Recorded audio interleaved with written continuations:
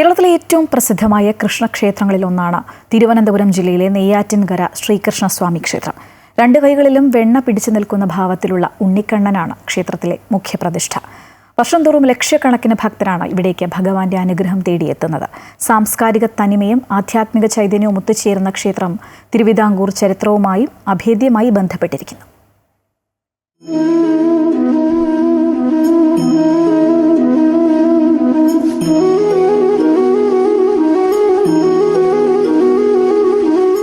ഏറ്റവും പഴക്കം ചെന്ന ക്ഷേത്രങ്ങളിലൊന്നാണ് നെയ്യാറ്റിൻകര ശ്രീകൃഷ്ണസ്വാമി ക്ഷേത്രം. ചരിത്രവും ഐതിഹ്യവും ഇടകലർന്ന ക്ഷേത്രത്തിന് തിരുവനന്തപുരത്തിന്റെ ഗുരുവായൂർ എന്നും വിശേഷണമുണ്ട്. ക്ഷേത്ര കവാടത്തിൽ നമുക്ക് ഗീതോപദേശത്തിന്റെ മനോഹരമായ ശില്പം കാണാം. AD 1750 AD 1755 ഇടയിൽ അനിഴം തിരുനാൾ മാർത്താണ്ഡവർമ്മയാണ് ഈ ക്ഷേത്രം പണികഴിപ്പിച്ചത്. മാർത്താണ്ഡവർമ്മ മഹാരാജാവിനെ ഓട്ടിക്കുകയും മാർത്താണ്ഡവർമ്മ ഓടി ആറ്റിൻ്റെ തീരത്ത് വരികയും അവിടെ ഒരു ബാലകനെ കാണുകയും ചെയ്തു.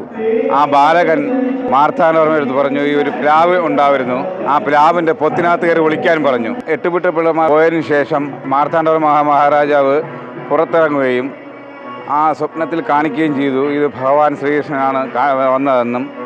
അതിനുശേഷം മാർത്താണ്ഡവർമ്മ മഹാരാജാവ് ഭരണത്തിലേറിയ ശേഷം ഇവിടെ അമ്പലം പണിയുകയും ഇത്രയും ഭക്തജനങ്ങൾ ഒരുപാട് ഭക്തജനങ്ങൾ വരുന്നൊരു ക്ഷേത്രമായി മാറുകയും ചെയ്തു. ഗുരുവായൂർ പോലൊരു ക്ഷേത്രമായി മാറുകയും ചെയ്തു. അമ്മച്ചി പ്ലാവിനെ നമുക്ക് ഇപ്പോഴും ഇവിടെ കാണാം. പ്ലാവിന് 1500 വർഷം പഴക്കമുണ്ടെന്നാണ് വിശ്വാസം.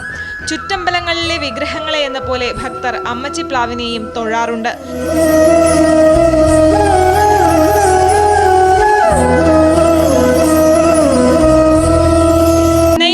തീരത്ത് സ്ഥിതി ചെയ്യുന്ന ക്ഷേത്രത്തിൽ ഭഗവാന്റെ അനുഗ്രഹം തേടി ആയിരക്കണക്കിന് ഭക്തരാണ് എത്തുന്നത്. അമൃത ന്യൂസ്, തിരുവനന്തപുരം.